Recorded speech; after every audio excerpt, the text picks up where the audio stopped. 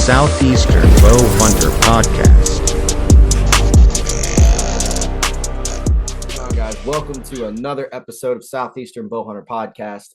This podcast is now, for those of you that don't know, it's going to become, I guess it's fully official now because the contracts, they're signed and all that stuff. But we are now part of the Sportsmen's Empire Network. So we are going to be getting featured every week on the Sportsman's Empire podcast page, along with the one that you guys are listening to right now. That should start sometime in January. I haven't gotten a hard date yet, but contract signed and everything's ready to roll. So very excited about that. Please go check out the Sportsman's Empire to go listen to a bunch of awesome shows, including ours, and also check out the Nine Finger Chronicles podcast ran by Mr. Dan Johnson. Dude, I'm telling y'all what, I'm so thankful for that. And I just wanted to let you guys know officially it's happening. So this episode is going to be with the boys, my buddies from the Hunter's Advantage podcast, Christian and Jake. And, it's just going to be a fun episode, man. I'm recording this 3 days before Christmas. So I hope you guys had a great Christmas. Remember, it's not about the presents. It's not about Santa. It's not about cookies. It's about our Lord and Savior, Jesus. And I'm going to talk to you guys about him in a little bit. But before we do that, got to get the partners out of the way. Going to run through this kind of quick. Osteo gear, it's my camo brand of choice. I love it. It is quiet, silent, all that stuff, man. And it's super, super comfortable. Keeps me warm when it needs to. Keeps me cool when it needs to. Summit stands, it's tree stands that I'm using. Been using them for a few years now. The Boutique, best arrow wraps in the game. Bergie Bowsmith, one of the best bow techs that I know. He also is a dealer for a lot of the companies that we use. And another thing I want to remind you guys, any of these partners, if you want to go support them, if you want to try out their products, if you want to get their products, we have all the discount codes in the link below. Please go support them. You help support them, it helps support us. It's a whole circle, man. So thank you guys for doing that. Let's see. Next up, G5 Outdoors. Got some mega meats that are really wanting to eat, before the season's out. G5 makes a phenomenal product. Best broadheads on the market, in my opinion. Let's see. Next up, Prime Archery. I've got my Prime form still set up, ready to roll. Looking to get the new Prime Divide. I haven't decided what size I want yet, whether 31 or 33. But it's going to be decked out in Osteo gear. So hopefully all of that ends up working out. But those new bows are sick, man. They offer a range from 31 inches ATA all the way up to 37, I believe. So you got 31, 33, 35, 37. They really came out of the gate swinging this year. Let's see. Next up, Dialed Archery. As you guys know, been with Dialed for, I think, going on 2 years now. And I absolutely love them. I first started off with the Arxos. I'm running the Proof right now. And, dude, absolutely love those bow sights. The best bow sights on the market, hands down. And they're always running small batches, which are just, you don't know what that is. It's basically different designs that they run for a limited time. And, dude, they're always so sick. So please go support Dialed Archery. Let's see. Moultrie. Cell cameras that I use, love them. Actually just put some batteries in one today and they're working flawless. Let's see, Bow Hunting League.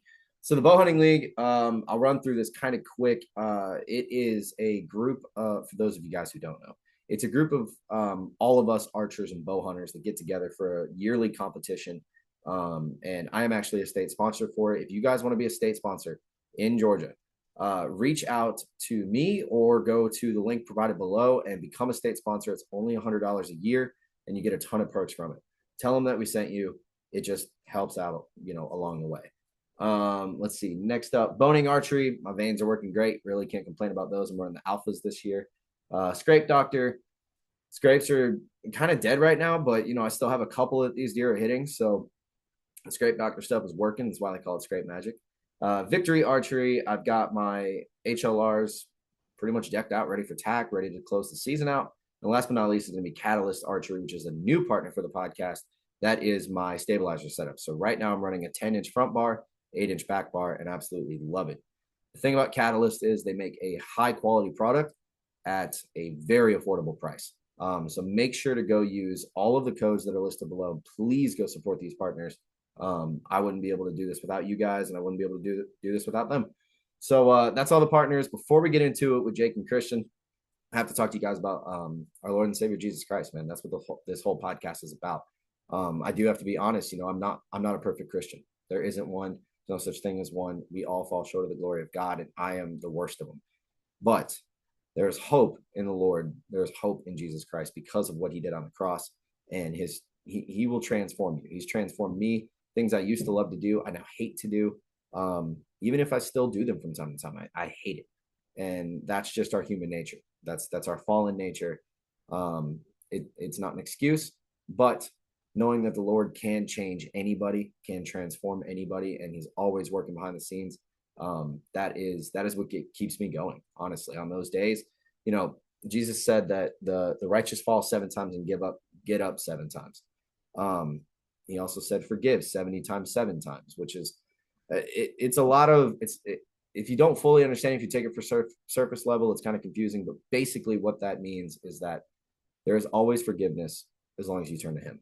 That is basically what it is. And as long as you strive to be better, and as long as you accept his mercy and his grace and love and all of that, and accept his forgiveness, we are saved. I mean, it literally says John 3:16 is one of the best verses that's ever been. I mean, it's one of the best verses in the Bible, and it gives me hope. I hope it gives you guys hope too, especially with the holiday seasons, our Lord's birthday and stuff. I just really hope you guys celebrate it for the right reasons. And I hope that all of you listening, give your life to Christ. I'd love to see you in heaven one day. And if you've done it and you have questions or anything, just reach out to me, and I'd love to talk to you about it. So that is the intro. Jake and Christian are waiting, and it's going to be a really good episode, man. Deer season's not over yet. I actually just got videos of one of the biggest bucks that's been on the properties. He disappeared for a couple months, but he is back, and who knows, it's the Lord's will, not mine. I'm just going out there, and whatever he's willing to provide, I will take. So I think I've got probably 3 more sits left. Would be more, but I have to get my truck worked on. And so I am going to miss this weekend. But it happens. It's holidays, so we're busy anyway.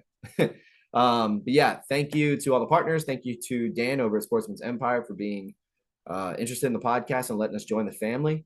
And listen, please open your hearts to Jesus. That's the one thing, if you take away from this podcast, that I really implore you to do. So yeah, that's the intro. Let's get into it with Jake and Christian from the Hunter's Advantage podcast. A little too long. I don't know why it took so long. Apparently we have the same great tasting guests, but I've got my buddies from the Hunter's Advantage podcast, Christian Babcock and Jake Gaylord, back on the podcast. Last time we talked about Shane Gillis. I don't know if we're going to get to that this time, but yeah, it's going to be a good one, man. So I guess jumping into it, how have you guys been? It's been like almost a year or so since y'all have been on, right? It's been a while. Yeah, it's been a long time. So what's new? What's been going on with you guys? Go ahead, Jacoby. Oh, well, first, Eric, thanks for having us on, man. Yeah, it's been a long season. I mean, I feel like everybody's kind of thinking that right now as we approach Christmas. And, here in Oklahoma, we still have just a little less than a month left, probably like 3 weeks. And so even just saying that, it's like, man, I couldn't imagine season carrying on that long, but here we are, and it feels like for the most part, the best is behind us. But man, if you got like a good sanctuary or good food source, I mean, it can still be hitting.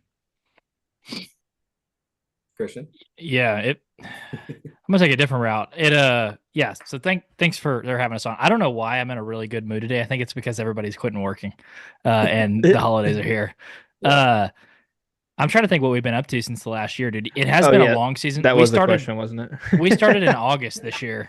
We went to Kodiak Island, Alaska, and then Alberta, and then we even did a little brief stint in Colorado, just kind of staying mad at the speed goats. So, dude, it's been I feel like really tired from this season, because then it's like we came home, we had a full season, and then we're like, okay, now let's start the actual season. I think the one thing I learned this year is like, I like whitetails a lot. This style of hunting is definitely for me, and I need to chill out with the Western stuff. So dude, it's been really good, but I feel like it's been a really long year.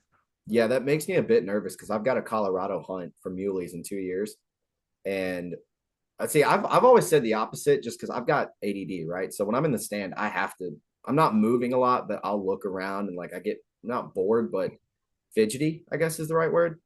And so I've always thought, and I've tried it here. I've tried the spot and stock stuff, and it's never worked out. I mean, Georgia's not made for that. But I do wonder if I'm gonna be out there and I'm just gonna be hiking like 5 miles a day and just like, dude, I missed my tree stand. I really could go for some little Debbie's right now. Like You will. it's just I don't know. I mean, it's gonna be fun. I know we're going to Wisconsin next year for I think a week, like northern Wisconsin. So it's I feel like I'm going to feel that next year, the long season feeling. But even here, we get that. I mean, I've got buddies that, I'm over here thinking we got 3 weeks left, and I'm just trying to find the right day to go. And all my other buddies are like, man, I'm so glad it's over. They're just so pissed at these deer because it's been a rough season here that they're like, man, I don't care. I'll go shoot some ducks. I'm ready for turkeys. And I'm like, whoa, hold on a minute. I was like, we still got season left, boys. Well, only one of y'all's tagged out. So come on, we got to get out there. And they just, I don't know. Like you said, it's the holidays. I think more people are thinking about that. But dude, so how was Kodiak Island? I mean, that's wild. I knew you guys had gone, but how was that? Like for the listeners, what was that experience like? I think it was awesome. I had a really good time. It's like a green mossy monster in August when we went, because you see a lot of I think Matthews did a hunt there a few years ago called like the Bay, and it was like a brown, grassy, late season type feel. And my buddy Colton just shot one on Kodiak in December, and it looked completely different. But when we were there, it was like huge, green, mossy monster, and dude, it was super cool. It was the first time for me doing like the kind of, I guess, true backcountry, like living off your back, putting a tent out, eating what you came in with. But dude, it was a freaking adventure. It was doing the float plane thing, seeing a bunch of deer. There are a bunch of deer there. Probably the thickest, nastiest terrain that I've ever been through. Jake can speak on that too. I lost many arrows. Yeah. And I always lose something. Like the alders are really, really mean there. But I don't know. Jake, what did you think about it? I didn't think it was too bad because, Christian's obviously bigger than I am. And so if you just stay behind him, he kind of punches through the alders and you can just kind of tuck and, Just follow the trail. yeah, you're basically like a little mouse just running through the grass. That's so funny. Do you guys see any brown bears up there? Oh, yeah. I think there's a couple days we actually seen more bear than we did bucks. Oh my And God. so just glassing and all that stuff. We consistently seen one mama and then two babies up on this like one little bowl. No one went over there just because of that reason. And then we were up spiking, I think a day or two later, and our buddy Denton was glassing back at camp, and he said he seen one that probably a male, but he said that thing looked like a roly poly, and he couldn't tell which end was the butt and which end was the head just because it was so just big until it started moving. Then obviously he was like, oh, that must be the head. Dude, that's wild. I just showed my daughter and my wife that Cam Hanes video where he went to Alaska and was hunting grizzlies. And I kept telling him, I'm like, this is the only hunting video I've ever seen where my heart rate starts pumping, right? Because, bears in Georgia, we have black bears. There's nothing really to worry about. But like where you guys were, dude, I mean, how did you guys sleep? Maybe it's just me. Maybe I'd be like, every twig snap I hear, I'm thinking it's a bear. I didn't sleep worth the frick the whole bet. time. We did a spike camp. We had this spot. We called it double nipple because it nipped up and then it did it again. And we're like, from the bottom, you look up, you're like, that's the double nip. And it's like the only thing that did that. Well, we went up there and I'd shot a buck and like, dude, we lost it in the alders. Like, I'm like, I thought we saw it fall, but we're like, I don't know where it went. Let's just go up on double nip and we'll spike out. That wasn't even the alders. That was like the just the brush. Or yeah, that was the high country, like the alpine. Actually, yeah, that's kind of what I mean. It wasn't like the alders were as thick and over your head. It was probably knee, thigh deep, and I mean, if it was easy to get lost in there like that, at least if something fell. So we went up there and we spiked, and I remember we were so tired, dude. Like we got all the way up to the top. We had a single tent, so we brought one tent for like spiking out. We were using this like super lightweight Seek Outside. I think it's called the Sunlight tent. And I think Jake like halfway put our poles up around us and tried to do like a string, like as a makeshift bear fence. Yeah. And dude, you can ask Jake. Like I hallucinate or like sleep talk sometimes, especially in lack of sleep scenarios. I do. You can ask my wife too. She's really scared of it. And So there was like it was like the wind was blowing up there and the tent was constantly moving. So it's hard to really sleep because there's these 1,500-pound bear. Yeah, And monsters in the woods. I had a vision that like you could kind of see under the rain fly. I had a vision that like one was coming towards the tent and it like really freaked me out. I'm like, and I'm like trying to it wasn't, nothing happened, but it's like seeing your eyes just produce those sort of things. I didn't sleep very good the whole entire time. I remember like when we got to back to Kodiak, the town, in the bed, I probably took the deepest sleep in my life because the whole week I was just like on edge. Dude, that's crazy. I mean, going to Alaska is like the number one bucket list for me, but to go after caribou. And that's the one thing, like I was making jokes last night. We were watching that video. I'm like, I'm eventually going to be somewhere that's like that. And there's going to be grizzlies like that. My daughter was all stressed out. She was like, "Oh, why would you go?" Like, because I mean, if I make it, cool. If I don't, you have a cool story now. Like you can at least tell your friends, Exactly. like, "Oh yeah, my Lot of dad life got insurance. killed by a grizzly bear."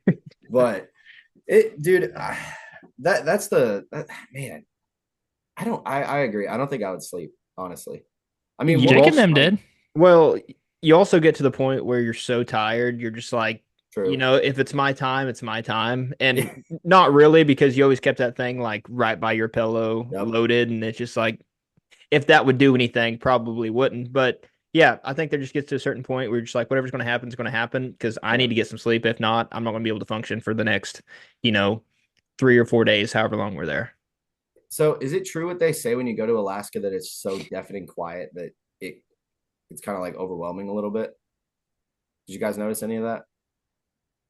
When the wind wasn't blowing, for sure. But man, it's even hard just to speak and try to describe like the scenery that we were kind of within, if that makes sense. Because whenever you're down in the bowl and you can see like a bowl here, bowl here, bowl here, and of course we're camped up, backed up to like this lake, pond, whatever you want to call it, and it's pretty clear. It's awesome, man. Like there's these little, I mean, all the little shells you can think of, and then which is freshwater, but then it's something out of like a little kid's book you'd read them about like nature or something. And then after you treacherously hike through all the alders and 2.5, 3 hours later, you're kind of up by Double Nip or something. And you're just kind of sitting there taking a break, drinking some water, and you're looking around and you're just like, man, like this is when you get that feeling, like that reassurance of there is a God. Like if someone was sitting here up on this mountaintop like we are, and you're just overlooking just the different colors. Like me and Christian sat by this stream on the way back down from our first spike the next day, and I asked him that question. I was like, "How many people do you think know the streams here?" And he was like, "Oh, probably not very many." And I was like, "But yet he still made it." And it's like it's weird to describe, and maybe it's I'm not doing a good job of like representing it, but when you think of it like that, about like everything that's out there, the beauty that's out there, and then even something as small as like Kodiak Island and that little bitty pin drop that we were in right next to this little bitty pond, it's like he still made that for us though. And when you just think about that, it's like it's undeniable that there is a God. And I know that was kind of off on a tangent, but like it was just crazy. Hey, I'm here for those types of tangents, man.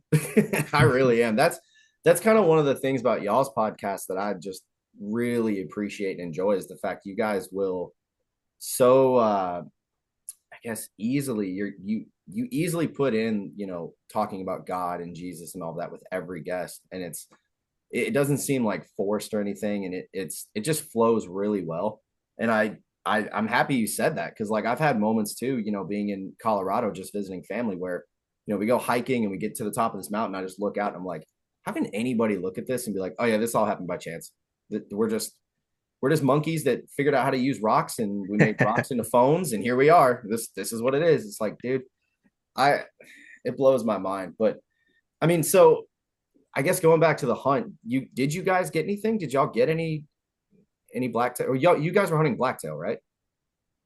Yeah, Sika blacktail. Sick. Okay. Yeah. And that's those little ones that sound like mice when they Dude, they're not very big. Well, I say they're not very big. So we went 2 for 4 of the group, and our buddy Denton killed one that, dude, was every bit of 200 plus pounds. Don't you think, Jake? It was a Yeah, it kind of surprised me. That one surprised me how big the bodies actually were Yeah. because I don't think all of them were like that, but his was just a tank.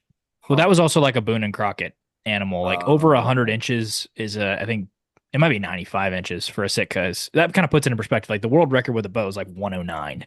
That's So yeah, I shot a spike, like a velvet spike, and then he shot I think it was like 105 or 106, and then we were on him a lot. But dude, it's just that terrain's pretty freaking tough to bow hunt. Like it's once you get in the alpine, which like in the early part of the season is basically like ankle high grass, like moss up there. It's beautiful, but there's not a whole lot of topography way up high. I Yeah. mean, I did watch Jake slide down about 700 yards on Dude, some that was a one time. mistake. That was such a Dude, mistake. I'm not kidding. You're hunting some stuff like that.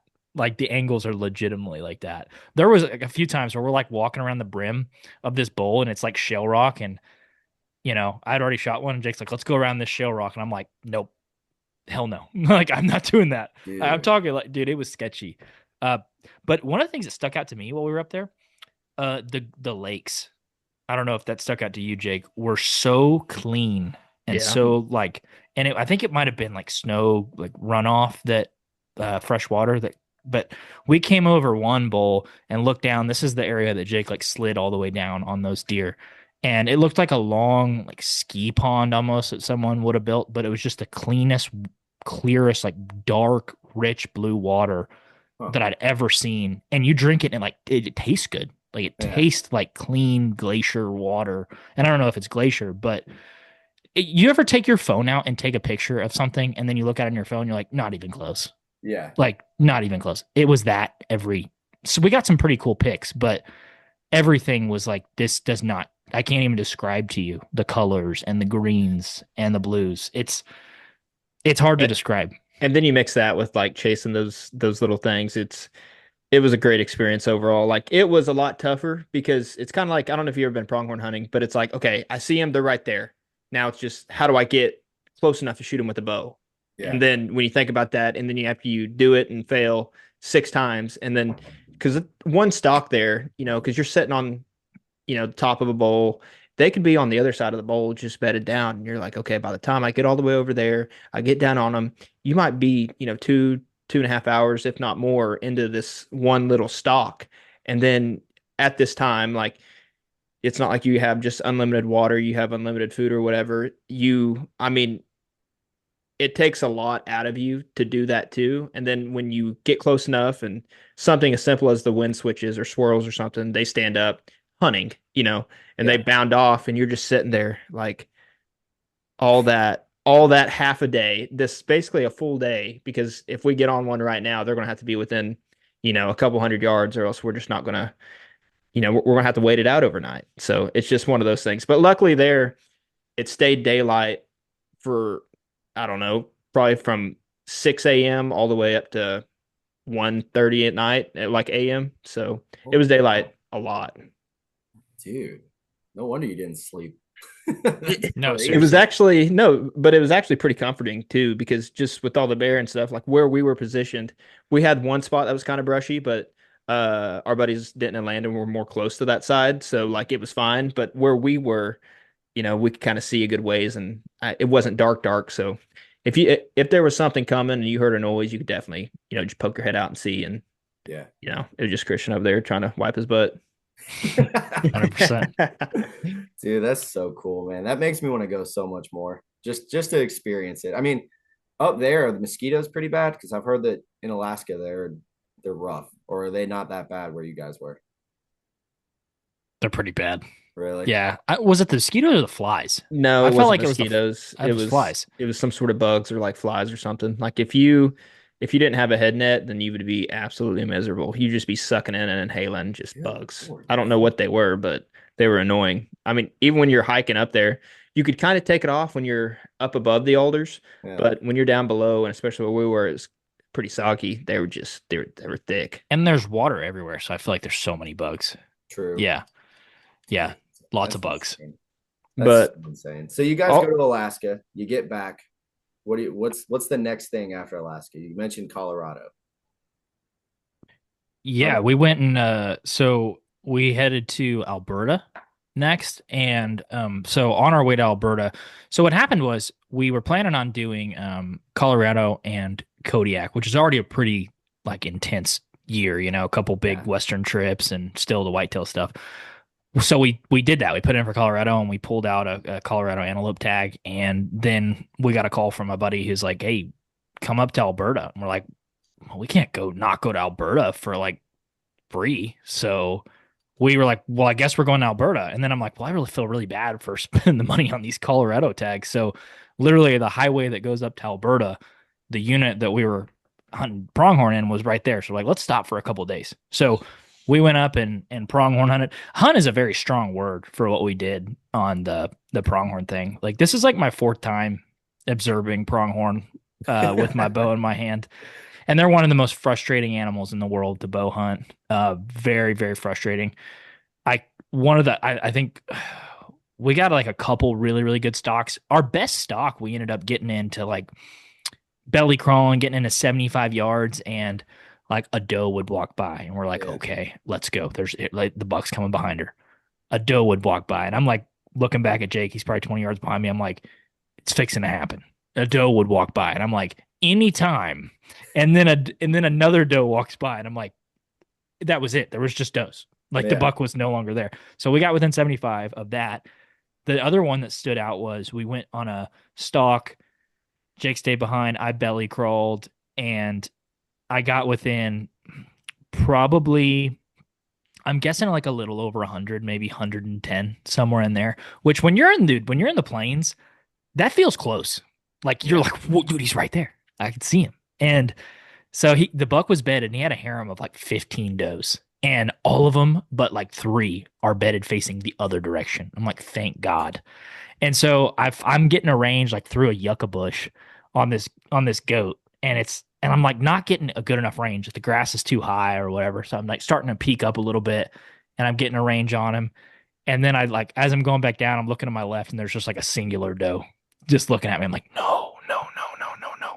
And so I start to get up, and by that time they're standing up and they're gone. But it feels like that's the story just over and over again, just about half a dozen to a dozen times. I don't know if Jake had a different feeling about the pronghorn thing.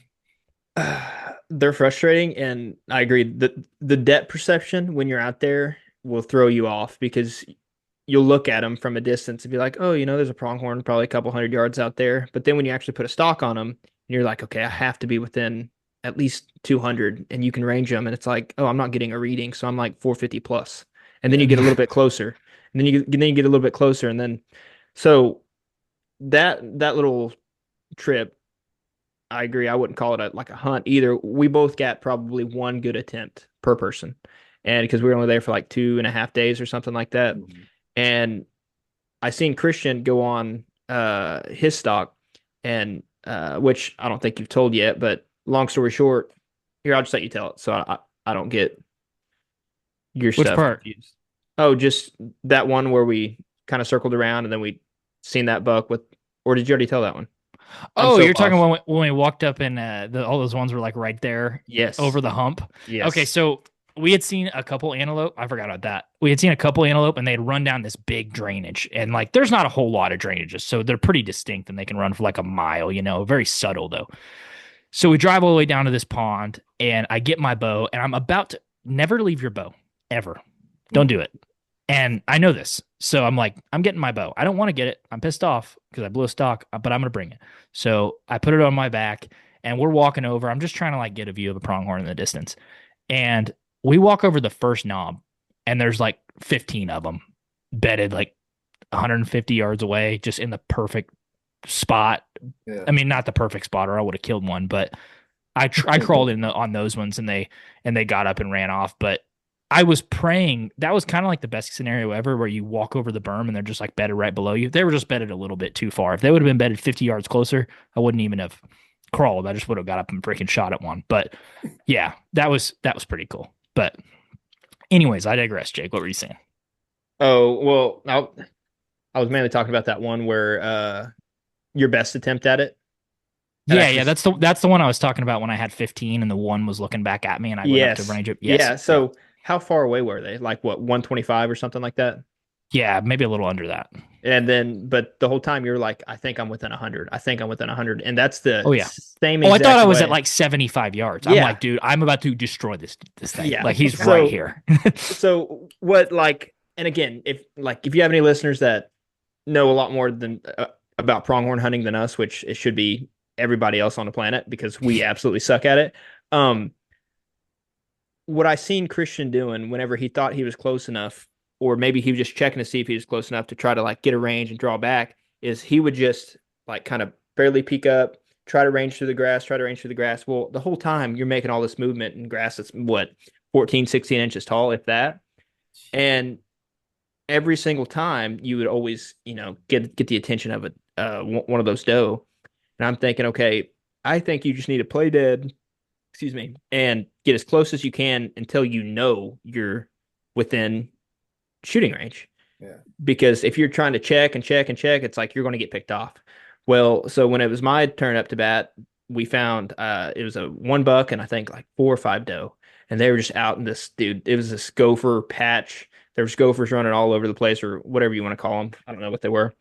And Prairie dogs. prairie dogs, that's what it is. Well, we get kind of in position and we're belly crawling. It's like this little bowl. I don't know how to explain it. It's like a little bowl, but there's this little hump right on the side where we walked in on. Luckily, we had the wind in our favor and everything. Well, I get up above trying to up above this little berm or we'll call it a ridge. And at this point, like I am on their side of this little hill and they're down in this bottom. And so I'm just kind of belly crawling. And I'm not going to range. I'm not going to look at my binos up until I'm ready to shoot because I think it's like all one fell swoop. If they pick you off, they're going to stand up, look at you. And then by that time, hopefully that gives me enough time to do what I need to do to be able to draw back and make a good shot. Yeah. Because they'll give you like 5 seconds of grace. They'll Yes. stand up and like look at you for a few seconds before they're like, piss on that. Exactly. Just a few. Yeah. So that's what my plan was. And so I was like, if I just get to this one little opening right here between these little bushes, that's where I'm going to like stand up and make my stance. Well, I get to that spot and I'm like, I'm thinking I'm like 85 yards, something like that. And I go get on my knees, get my bow ready, get it knocked, lean up on my knees, range, and I am like 120 something. And I'm like, uh-oh, my furthest pin's 100 on the dot, so this isn't going to be good. Yeah. Well, they all look at me and I try to like lay back down and uh it doesn't work. They're all like getting all hyper. One of them's walking around. And long story short, it doesn't work out. But I think that in those scenarios, because if I back up like maybe 20 minutes into that, I get picked off by one of the does.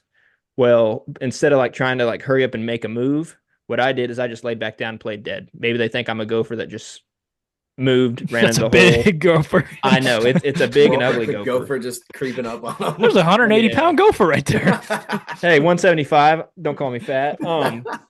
But yeah, and it ended up working out because one of the doe was like crying wolf, and the other ones got up, was like looking around, and then after about 5-10 minutes, the other ones just laid back down with their backs facing away. Like, this one's crazy. Like, we're just not going to mind her. And the whole time she was just bending down, looking at my direction, just looking at her head. But I don't know the right or wrong way to do it. But yeah, pronghorn hunting's very frustrating. I know the wrong way to do it. I've done it 4 times. That's true. Been doing it for years, man. No, that's crazy, dude. I mean, I've seen them when I was in Colorado. I saw a couple herds of them. I mean, I've never hunted them. I've watched videos of it. It seems extremely hard. I know Tim Gillingham was explaining how he takes like 130-yard shots on those things. And I'm just like, dude, I mean, I can shoot to 100. I'm good at 100, but that doesn't mean I want to try to kill something that far away, you know? I mean, So- what you guys, like, what setups are y'all using out there? Well, I want to ask you a question. How far do you think's unethical for pronghorn? Well, I've never hunted them, and I know you have to take long shots, so I would say probably anything over 100. Yeah. But I Well- also don't know. Yeah. Well, the only reason I asked that is because I like getting other people's opinions. Me and Christian talk about it all the time. Like, Because it seems like in the whitetail world, if you take, a shot over 40 yards, someone's over there, pointing a finger at you saying, Yeah. hey, you shouldn't be doing this. This is unethical. You just need to get closer, yada, yada, yada. Well, I think when it comes to those Western stuff, like especially pronghorn, that goes out the window because you're already in their element. It's flat. And I've listened to quite a few podcasts just trying to learn a little bit more about pronghorn hunting. And I don't see an issue with you stretching it out to like 120 to 130. And it sounds unethical, but you got to think about it. And pronghorn are pretty glass chinned, I feel like. So if you hit them, sounds bad. If you hit them, they're not going to they're not a whitetail. They're not going to run off with three legs and then become tripod. Like they're going to just sit there and take it. Yeah. But yeah, I just think that whole ethical, uh, moral high ground needs to kind of be tossed out, especially when it comes to pronghorn. Yeah. I mean, I kind of have been thinking that, especially for this mule deer hunt that I'll be doing, because, out here in Georgia, I think the farthest shot I've taken is 25 yards. And I know for a muley, if you can get 25 yards next to a muley, good luck. You did something, even if you don't kill it. But I have a game plan, I guess, to get deadly accurate, like stacking arrows at about 100 up until that hunt, because I know it's going to be a long shot. So I don't know, man. It's really hard to, I guess, have a good opinion on it when I don't know, like when I haven't done it, because out here, like I said, Georgia's farthest shot, I'd say it would be 2025. I mean, that's a poke for out here. So, but yeah, I am curious about y'all's arrow setups because you guys ran heavy stuff for a while, right? We definitely did for a while, yeah. And now my pronghorn setup is anywhere between 850 to 900 grains, somewhere in there. Just because if I hit him, I really want to take him down. Just kidding. It's I was about to say you've been talking to Troy a lot, haven't you? no, yeah. I think my pronghorn setup was in 470-ish grain. But keep in mind, I have a 31.5 inch draw length, so it's kind of tough for me to get a super, super lightweight arrow, even with you know, a lightweight or a longer or a lighter GPI shaft because I have to shoot like a 250 spine, so they're just pretty heavy. But I think that's a plenty heavy arrow, and I think Jake's was pretty similar to that, somewhere in there. Well, I think mine might have been matching yours. I think I was like either 475 or 485 for my arrow. I think. Yeah, my whitetail arrows now is like right at 495, like around 500. So my pronghorn arrow is like 25 less than that. So 475, I think, somewhere in there. Yeah, that's so crazy to me. I got a 28-inch draw. I'm shooting like 450 for whitetail. I've heard like Josh Jones talk about, he's shooting. I think he shot a sub 400 this year. For whitetail? Yeah. Well, no, for mule deer. Oh, It's like blowing through, and I'm like, dude. Hey, you do you. You're testing it out, but I just because I am starting to think about a Western setup. Okay, the dial that I've got can go to 100, but I might want to go a little lighter. Like 425, 415 maybe. mule deer's a bigger animal though. Than like a pronghorn's like if you want to talk about the smallest thing, it's like a Sitka pronghorn, they're not very big. They're really not. So if you hit them, you're probably hitting them in the vitals almost on a pronghorn. A mule deer can be what, 350 pounds? They can be pretty freaking big. So I'd take that I don't know if that makes a difference at all, but dude, pronghorns I think is about the lightest you could go. They're like the freaking, entry level for arrow weight conversation. Yeah. That's wild, man. So, okay. So pronghorn, we hate them. We don't like them. I got it. You guys get back from that, and then whitetail season starts. We actually went to Alberta after that. Oh, that's right. That's right. Okay. So what'd you do in Alberta? Went elk hunting. Oh, yeah. Okay. Went elk hunting. Jake's the star of the elk hunting show, so he can discuss. Kick back and listen to this one because I didn't realize y'all went elk hunting, dude. Mm-hmm. Yeah. I wouldn't say the star. Yeah, we got invited by some buddies to go down there, or I guess up there, and it's a trek. Like it was my first time out of the country, so the whole thing was just an experience. But it was in Alberta, and I forget exactly the town. It was just Valley north. View. Yeah, Valley View. Okay. Great place, beautiful place. But yeah, we're supposed to be there for like 6 days, and Um, I think we ended up seeing some every single day. Now, the first ones we called in were just spikes, which they're not legal up there, and then we ran into a couple doe.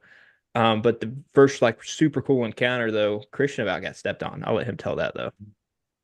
Oh yeah, that's pretty sweet. Yeah. So we basically had a guy behind us calling, and Jake went to the right, I went to the left, and I didn't really have my bow set up. I just like was kind of holding the camera. I'm like, I guess I'll just kind of sit on this other spot.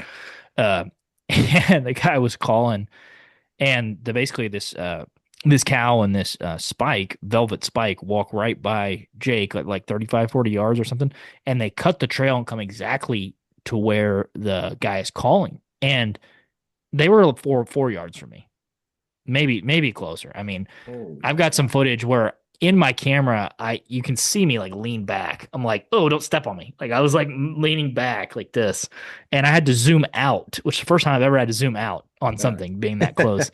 And like he's in the frame, and basically the cow comes through, and she's all looking, and this spike just comes through, and he's like, like coming in all like belabored, and he just walks right by me, dude. It was so cool. It was so cool. They're really big, and those Alberta elk are bigger than like the Rocky Mountains down south. Like they're big, Yeah. big bodied suckers. So it was pretty cool. Dude, that's Yeah, wild. that was the first thing I noticed. But yeah, we had some pretty cool encounters, but we were just kind of struggling to find a shooter. And of course, me and Christian's standards weren't just super high. Like basically the first illegal bull we were going to try to shoot. And the first opportunity we got, it was when we split up, I think on day 2 or 3. I went with one guy and Christian went with another. And it was like super early in the evening, which they said is pretty rare there. It was like 5 or 6 in the evening. And it was the very first place we checked out. We were just kind of walking into a spot that we weren't even planning on calling at, but he was just like, well, we'll just sit here next to this little blowdown and just give it a whirl. And 2, 3 calls later, and 30 seconds goes by and we hear this big loud twig snap. And it's like super weird because they weren't Christian, I don't know if it was different with you guys, but they weren't super vocal where we were at. Like every now and then you'd kind of get one to strike off in the distance and then you'd be chasing it around for, the rest of the day.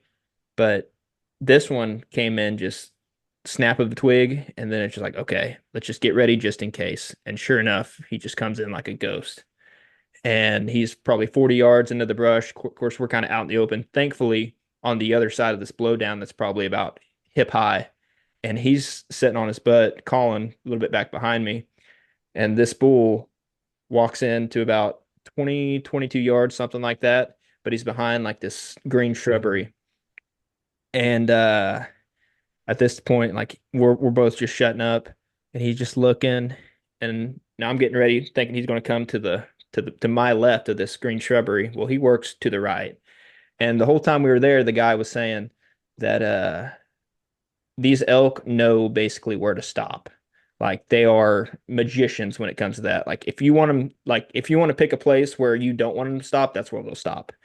And just like he said, he goes the opposite way where we were planning, and I'm already drawn back, and he's probably about 20 yards at this point, and there's like a group of trees, probably like scattered like 3 or 4, and I'm like, I'm not going to stop him because his words were ringing in the back of my mind, and I just let him kind of walk up until he either seen me or he got just stopped on his own.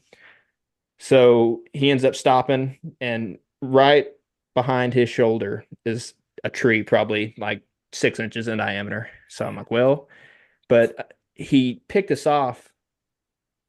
I think he was picking us off, and so I was just like, well, I'm going to try to hug it above his shoulder, and hopefully there's enough, 1/4 and 2 right there where it'll hit something good, like base of the neck.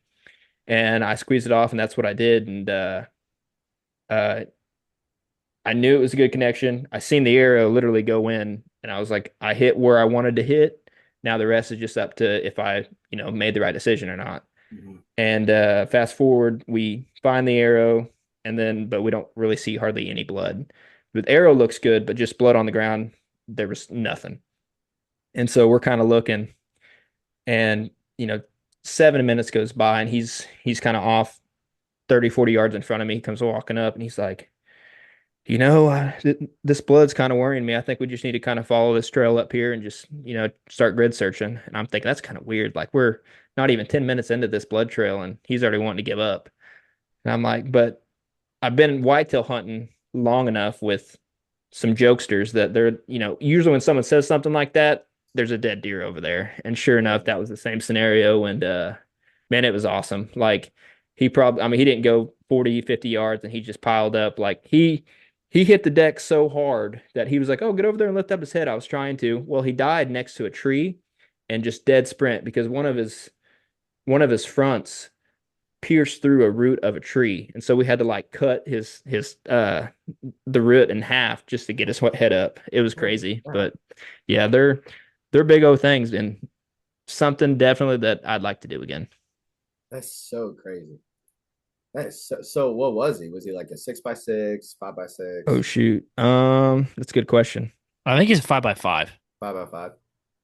I think. 5x5 or 5x6, one of the two. But like I don't know what he would score. Maybe what, like 205, 210? Yeah, somewhere in there. I'm not good with scoring elk or anything like that. I don't know my head from my butt, but I just know it was awesome. And there was quite a bit of meat on that thing. So Dude, so I shot a bull in New Mexico, and I think these were similar aged bulls, like probably 3.5-year-old bull. yeah, I think so. Jake's was probably 50% bigger, That's like body wise. And I'm yeah. not kidding. And like they were Yeah. similar racks. And I'm like, holy frick. Like I remember them taking the quarters and like skinning out the quarters for Jake's. And I'm like, dude, that's twice as big as the one I shot in New Mexico. It's crazy. See, that's even crazier because like, dude, the elk are big. I mean, elk are really big. Like my cousin in Colorado killed a 200-inch bull, I think last year, and we stayed at my uncle's earlier this year for a family trip, and the rack was in the garage. And so we show up, and after we do the whole, haven't seen you in a long time kind of thing, he's like, "Hey, come out in the garage real quick." And I was like, "Okay." I'm thinking he's just gonna show me like a new gun or something he got, and he brings me around the trailer he's got, and I see this elk rack sitting there, and I was like, "Is that Derek's?" He's like, "Yeah, yeah, go pick it up, dude." I picked this thing up, and I mean it. Even though it wasn't like the big, room size racks that you see, he was like, "Yeah, it's probably about 200 inches." I'm holding this thing, and I'm like, "All right, my arms are tired." I was like, "I got to put this down." I mean, that's big. From my Georgia whitetail experience, an elk like that is massive. So I mean, that's awesome. That is so. I'm low key a little jealous, and to think that like the elk I've seen in Colorado are smaller than what you guys were after is wild. Because we saw some 300, 350-inch bulls up there when we were there, and I mean they were massive. Alberta's weird though because the antlers aren't as big, but the bodies are way bigger. Yeah, like Colorado and like the further north you go, the bigger the bodies get. I mean, the same thing with like whitetails and muleys too. I mean, I read something somewhere that they had a whitetail up there that went 500 pounds, which that's a small elk, dude. Like that's gigantic. So that's so awesome. You guys had a great start to the season. Seriously. I mean, 3 fun, like crazy trips. And we're not even in the whitetails yet. Oh, it got worse. I shot a bull on that trip too. Oh, you did? Yeah, I didn't find it. Oh no. It was a big one too. Yeah, this one was probably like 240. Like it was a good bull. What happened? I shot him. So we kind of been pushing him around all morning. Do you want the real answer or you want the excuse? Real I can give either one. Okay, cool. Come on, shoot me straight. I shot him low. I shot him. So I shot him basically, I'd say hard quartering 2 to frontal, somewhere in between those two. What do you think? I think you need to back up and like set the scene. Like this whole, and I know we only have a certain amount of time, but like this whole setup of the way it came down off this creek, like it was something you'd see off of a movie. But I'll let. Well, yeah. So we have to go a little long. I want all the details. So basically, we've been chasing this bull around, and he's in the brush. So like these are brush country elk. So like you're in the low country, but they're in the brush, and I mean the brush. Like imagine the briar thickets, the big timber stands that you're kind of like weaving through like this all the time. That's kind of what this was. So we pushed this bull around, and I mean, dude, when I say screaming, like I mean like Nat Geo screaming. I mean like 70 yards in the timber. And at the end, like that Dude. kind of screaming. And we're out in the hay meadow, and he's in the dark timber. You know that song by Turnpike Troubadour, like the bull had come in tight. He was screaming in dark timber. That part, it was that part. Okay, you need to listen to the song. I've seen it. I know what you're talking about. But yeah. So it was like that. And we're in the meadow, and I mean, I don't usually get super nervous. I can usually keep my emotions when I see a big deer or something. I'm like, oh, we're going to kill that deer. I keep my emotions. When I heard that scream and the chuckle, I remember my heart just going, boom, boom, boom, boom, boom, boom, boom, boom, boom, boom, boom. And I mean, it was like, boom, boom, boom, boom, boom, boom, boom. Like it was it's just different, man. It was It's ramping different. up. I'm like, oh, wow, this is going to happen. And he basically walks in the fence and he won't come out into the meadow because he's like, I don't have to come into the meadow. Yeah. Right. And the guy's bugling, they're bugling back. So that happens. He's screaming the whole time. We circle around him, and there's this big creek that kind of winds through all the timber. And we circle around him, get the wind right, and we quit bugling. We just start cow calling. It's just real soft. And he's bugling back, but he's definitely quitting bugling as much. So we get to the edge of this creek, and we're like, this is kind of probably the end of the road here. He's either going to keep working away from us, or we're going to do it. So the guy was with us, Connor, he had some really soft cow calls, like, and I'd never heard a bugle like this, but it was really, really soft. And it was like he called it a, like rounding up the herd type bugle. And it was just like a,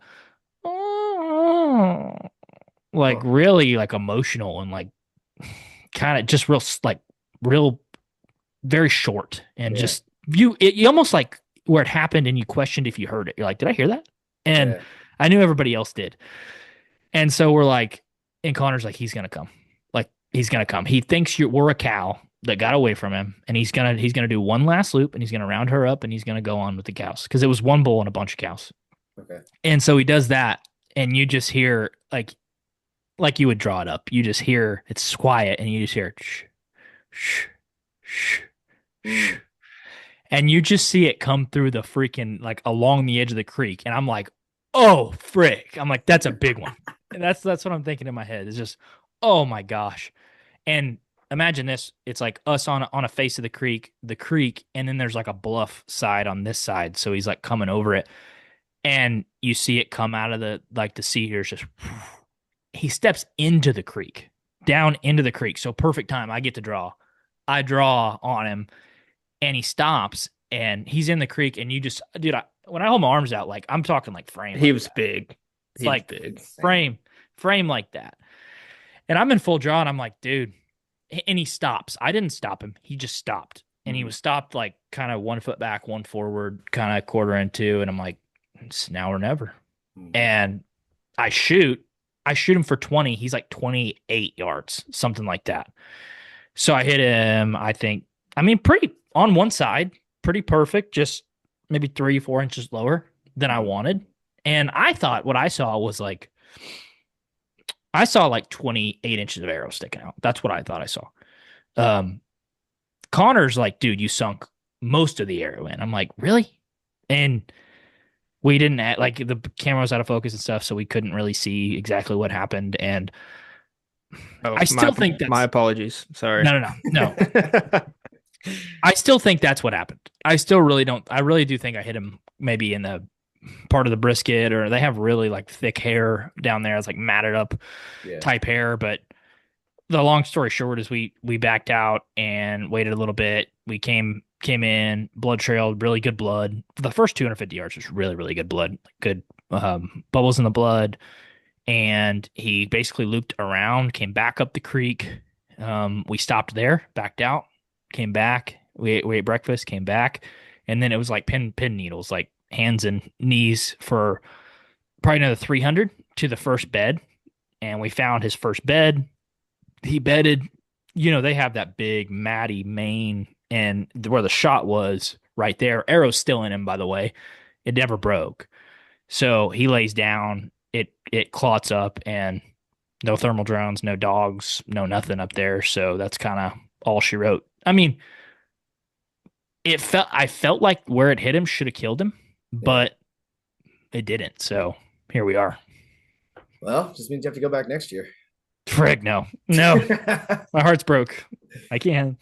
Yeah, dude, I hate hearing that, but the experience is is wild. I mean, that's God, dude. We've been getting a lot of really good stories on this podcast lately, and I don't know what it is. Maybe it's just one of those types of years. Like I did an episode last week with Tony Washnock and his buddy Dr. Jesse Roberts, I think was his name, and they told me the craziest story I've ever heard. And I hope that you guys get the same chuckle out of it that I did because it's funny, but it's also very serious. Like this dude, long story short, had this tree on his hunting property that he found one year and climbed up it, killed a doe out of it, whatever. So he goes back the next year, climbs up it. Well, the way he had to climb up it is he wanted to get above the canopy. So he's climbing up this tree and there's branches above where he was going to be.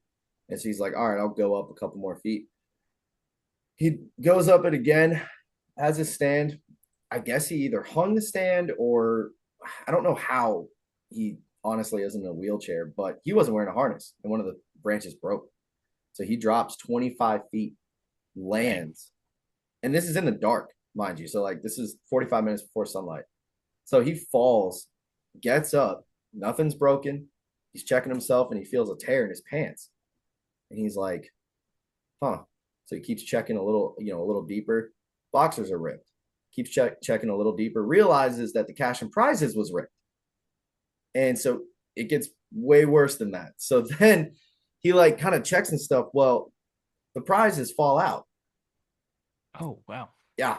And he's like, oh, that's not good. So he goes back to the cabin, tries and, he's a dentist. Like Jesse's a dentist. So he's like, oh, I can just, suture this back up. Well, he gets back and checks it. And he tells his brother, he's like, hey, I'm gonna need your help with this.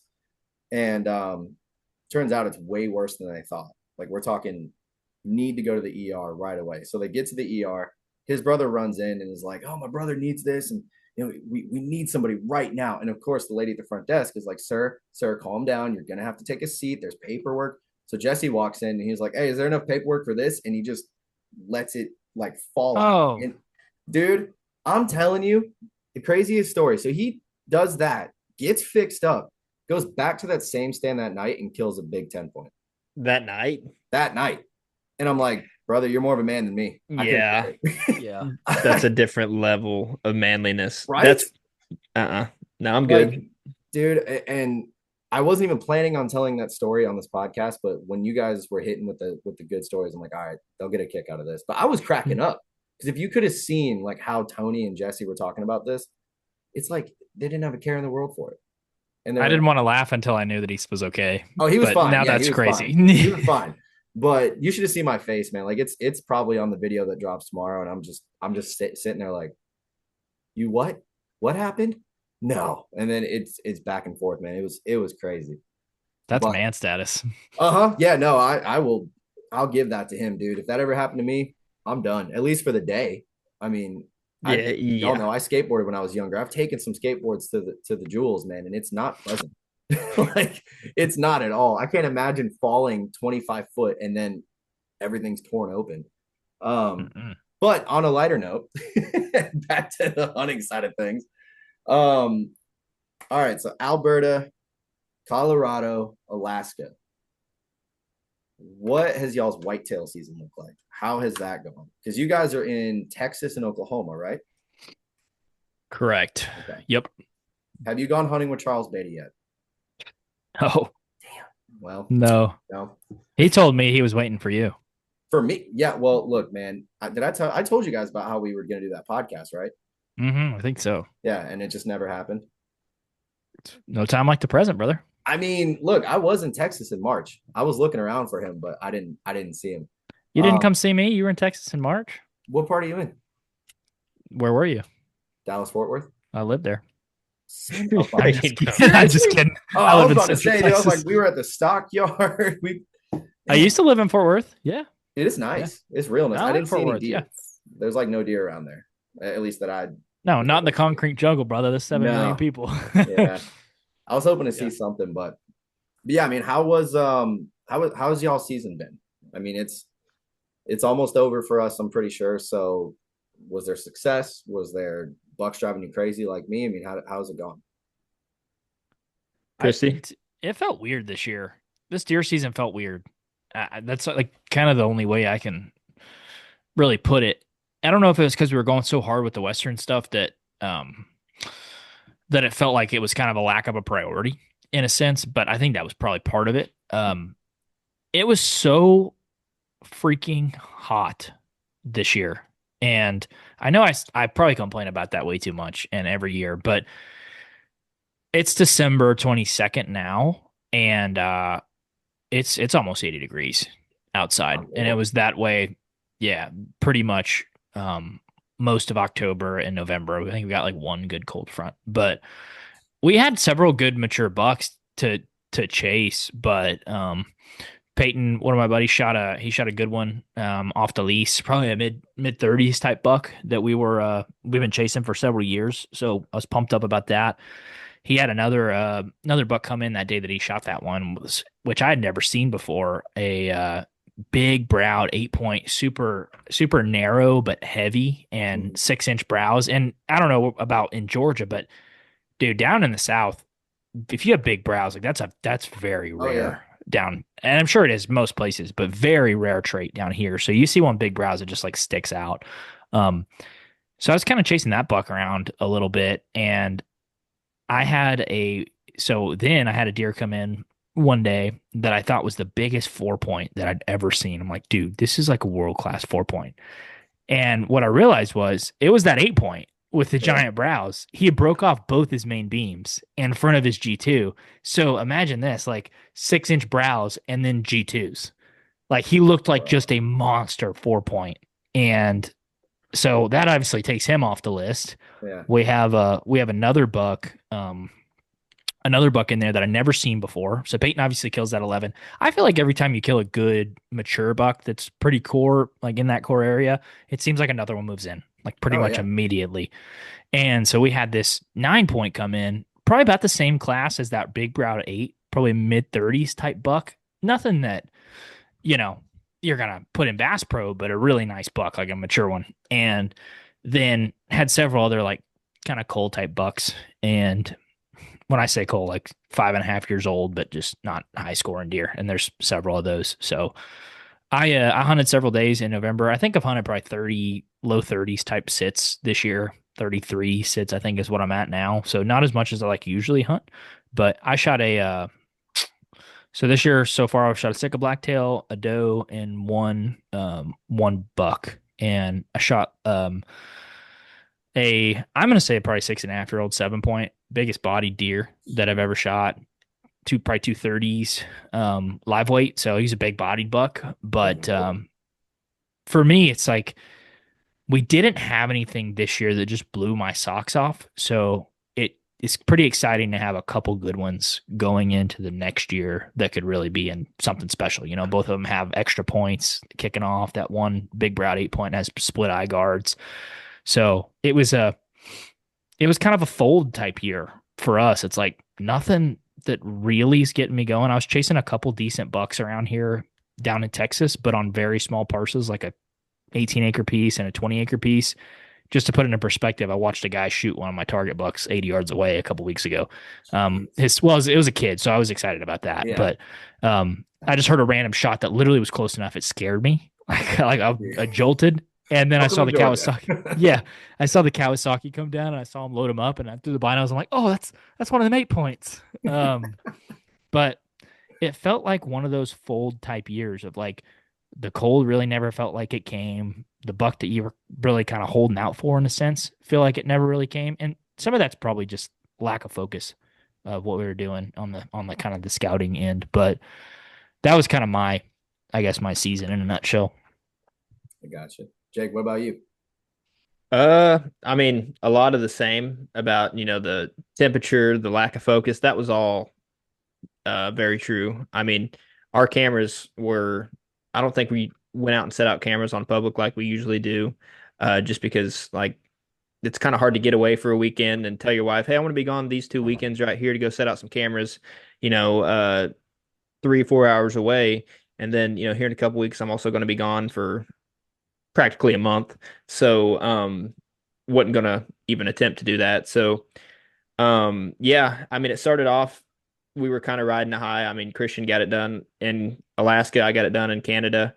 And so I was just like, well, I'm just going to bounce around onto public around here and try to find some new spots, get maybe a little bit closer to home. That way I don't have to drive that 3 or 4 hours where we typically like to go down on public. And I did that, but man, it's just I can't put the puzzle pieces together. I got one down. It was just a young 8 point in November on he was came in on 2 doe and I got one down then, but since then, man, I just been getting my butt kicked. Like Oklahoma rifle season ended like 2 or 3 weeks ago, something like that. Well, I was trying to get my wife one on a piece of private that we have permission to close to my house. And the biggest one we had on camera, and I don't want to say this like, oh, well, this is it. It was maybe like high 120s, low 130s, but that was like the only deer we like good buck. Other than that, it was probably like 65, 70 inches.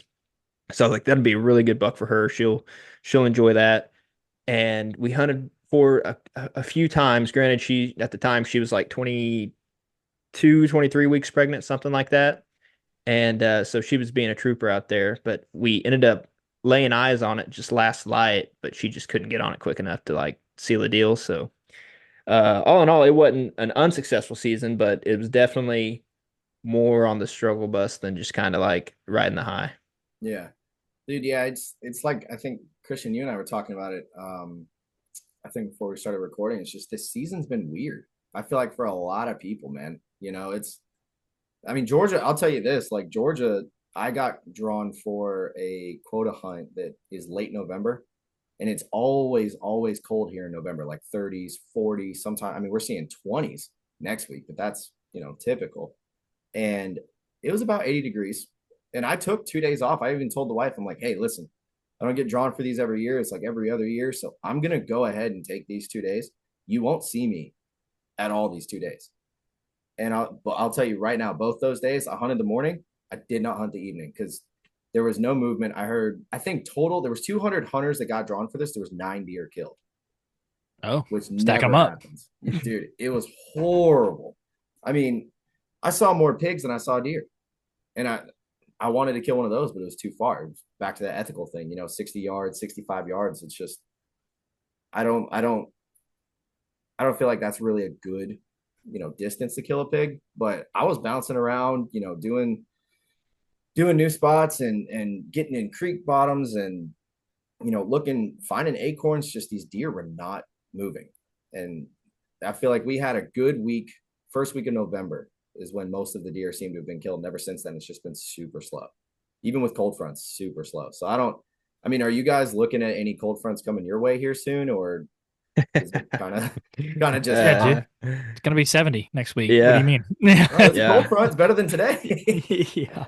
I was looking at the weather earlier this morning, and it was so on the weather app, it had an icon of just the wind, and then I checked the lows, and I think like Christmas Eve, it's supposed to be a low of 60.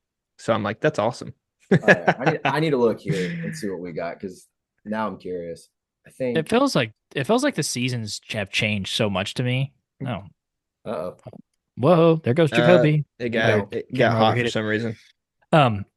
It feels like to me the seasons have changed a bunch from when we were younger. Because like, dude, there was one time in December that we were out of school for 2 weeks on top of Christmas break, and we had like with snow. Yeah. And now it's like, will it snow this year? Will it not snow this year? You really don't know, especially down in Texas. It's not snowing, but I'm talking mainly back up in Oklahoma. And to me, it's like really shifted my focus to like, man, some of the better deer hunting's in the late season. Yeah. Like for as far as movement, we had one good cold front here in early December, and I saw more bucks on camera than I had seen pretty much all year in like 3 or 4 days. And so that's kind of shifted my focus a little bit in terms of like, well, when can you really capitalize? It's like, well, the deer have to be moving for me to kill them. So maybe that's not unique to everyone around the South, but like Alabama having their rut in January and hunting until February, our season's over. Yeah. So I don't know. I feel like another thing that we've kind of been focused on is access and getting better access, because I hunted a bunch on small permission pieces this year. Jake's got some permission pieces, like family stuff back at home. And man, if you're not where the deer want to be, And if you're one property out of the mix or you're 50 yards out of the mix, you might as well not be in the mix at all. Yeah. And that's kind of it for me. It's like I've kind of always had this mindset of like, man, if I hunt really hard, if I hunt really often, if I sacrifice and I'm able to go a bunch, I'll kill a good buck. And the reality is you can hunt really hard, but if you're not in the right spot, it doesn't really matter. Yeah. So I'm kind of in a different mindset of like, man, I'd rather make sure my spots are really good, scout really hard, get permission, and just because it can only take one time if you're in the right spot. But Yeah. I feel like we were chasing our tail, just trying to like shove a square peg into a round hole. And we're like, why won't this work? And it's not going to be that way next year. I'm not going to try that strategy again. I've had enough of that humble pie. Yeah, I mean that's been one thing this year I've learned is like, because I've gone, I think I've only missed maybe 2 weeks, and I noticed that on both my spots, because I only have 2 private land spots, both of them, if I'm gone for a week or two, those deer get way more comfortable. And like I'm not going on bad wind days or anything. We can feed out here, so I'm going usually once a week, and kind of trying to do it the same day so they expect it. I feel like from what I've seen in the past, especially on my one spot I've had for like 5 years, if you go in on a Wednesday, then you hunt on a Saturday, the first day those deer are a little bit wigged out, but by Saturday they're usually kind of okay with it. But like you were saying, the access, I only have one point of access over there, so I can only go in one way and leave one way. And it seems like this year they've really picked up on it. So I've already told my wife, I've told my buddies, it's like I'm not hunting super, super hard early season and completely blowing these places out, because I'm fully convinced that that's what happened at that one spot where I had those 8 shooters. I was there every week, and I'd sneak in. I had never spooked any deer, but I slowly started seeing them trickle off and eventually be gone. I mean, I think for that whole month, man, I might have had one yearling doe and a unicorn spike, and that is literally it, when it used to be like 30-40 deer a night. So something, along with everything else, something changed. But yeah, I'm right there with you. This because I'm burnt out by middle of November, and it's like, dude, we still have 2 months left. So I don't know, man. I agree. It's been a weird year. It's been a very weird year. But well, boys, look, before we wrap up with this, tell everybody where they can find you. Obviously, you guys have one of the best podcasts that's out there. I always look forward to listening to it, because, I mean, let's be honest, hunting podcasts, especially this time of year, can be pretty, I guess, everybody's kind of copying each other in a way, in the general sense. It's like, oh, find your rut buck now. Y'all don't do it that way. You guys, your content is way more personal. It's faith-based, and it's honestly just very entertaining. Maybe it's because I know you guys. Maybe I'm biased. I don't know. But tell everybody where they can find you, and give me one big thing we can look forward to for 26. Well, I appreciate that, man. You can find Jake on Feet Finder. He's there pretty often. That's his side hustle. So, hey, free advertisement, man. Yeah, exactly. Got to pay the bill somehow. There you go. Now you can find us on pretty much every platform. We produced a video podcast, put that on YouTube. That's Hunter's Advantage podcast on Apple and Spotify, and then Facebook, Instagram, TikTok. You can just find us at Hunter's Advantage. I'd say one thing that you can look forward to this year is, man, we've done this for a long time, and everybody's doing this now, and so we're gonna invest pretty heavily in taking up the production quality of the podcast, taking it on the road. But I'll make people wait and see, because I think you're going to see a very, very different show in 2026 than you've seen for the last 6 years. So we're taking this about as seriously as we ever have, and I'm really excited about it. Dude, I can't wait. Listen, if you guys are in Georgia, let me know, and we can yeah, man. BS for an hour. I don't know what we'll talk about. We'll talk about we could talk politics. We could talk politics, religion, comedians. Doesn't matter to me. But I'm good at all those. Yeah, dude. Especially politics. There's been a couple episodes this past year with all the crazy stuff going on that, like, me and some buddies will start going down rabbit holes. I'm like, all right, guys, we need to get out of this, because people are talking like Russians now. We got Donald Trump impersonators. Like, dude, we're going way off the rails here.